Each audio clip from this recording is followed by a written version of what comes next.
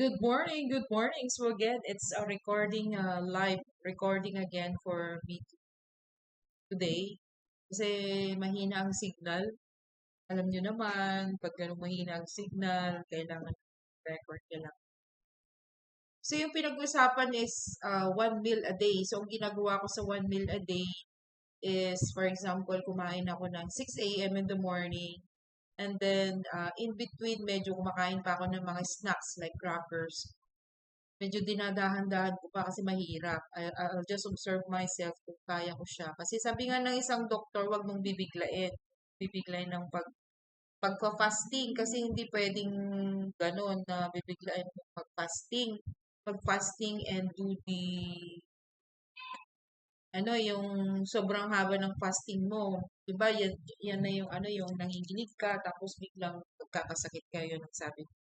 So if ever kung kaya ninyo or kaya natin, kung sino man yung may kaya sa akin kasi ganun yung kaya ko. So I am eating the morning at around 6 a.m. in the morning and then in between nag-snacks pa ako pero hindi na ako makain ng heavy meal. So dinadahan-dahan ko yan hanggang sa makuha ko siya, hanggang sa kasi one time na kaya ko yun, kumain ako ng 6 a.m. in the morning, hindi na ako nag-lunch, hindi ako nag-dinner, ay hindi ako nag-lunch, hindi ako nag-dinner, hindi ako nag-lunch, hindi ako nag-snacks.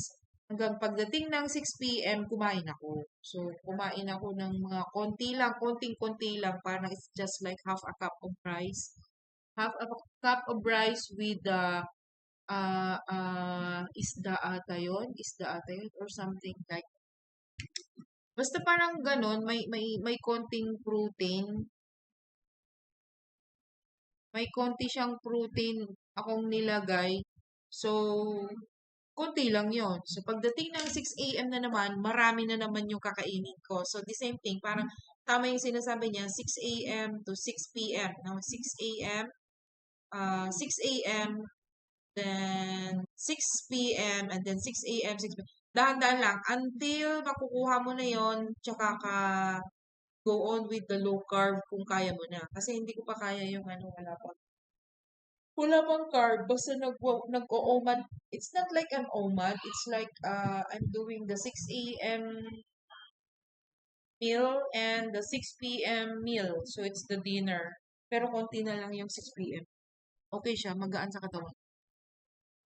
Isa yung ang gagawin mo is yung kakain ka ng 3 times a day. Ang bigat ng ang bigat sa bigat sa katawan niyo. Yung nga trinay ko ngayon, trinay ko yung kumain ng ganon kasi nasasanay ako. So, busog pa ako. Hindi ko nararamdaman nagugutom ako kasi 'di ba mabigat yung kinain ko in the morning. So it's like 2 cups of rice and a protein. Ginagawa ko 'yon just for to start with the low carb. Kasi ang mas maganda sa low carb, konti lang yung ilalagay mo kasi para hindi kayo masyadong ma-overwhelm doon sa lasa. Kasi pag na lalagyan mo ng lasang-lasa, parang ma-over, ma-umay ka. Sige, I just wanna end this recording. Thank you so much for watching. Medyo may kumakanta. Thank you. Bye.